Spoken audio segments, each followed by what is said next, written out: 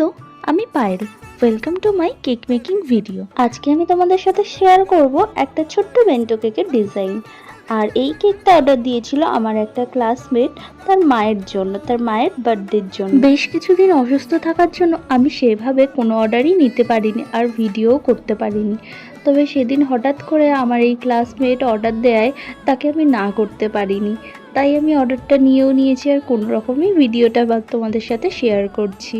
আজকে যে কেকটা রেডি করছি সেই ক্লায়েন্ট ভীষণই মিষ্টি একটা মেয়ে। লাস্টবার যখন ও আমার থেকে কেক নিয়েছিল, হঠাৎ করেই আমাকে একটা বড় চকলেট দিয়ে বলে, এটা আমি তোর জন্য নিয়েছি। আমি তো ভীষণভাবে অবাক হয়ে গেলাম। জানো তো, কিছু কিছু মানুষের কাছ থেকে এইভাবে ভালোবাসা পাওয়াটাও অনেক বড় পাওনা। আমি তো ভীষণভাবে অবাক হয়ে গেছিলাম।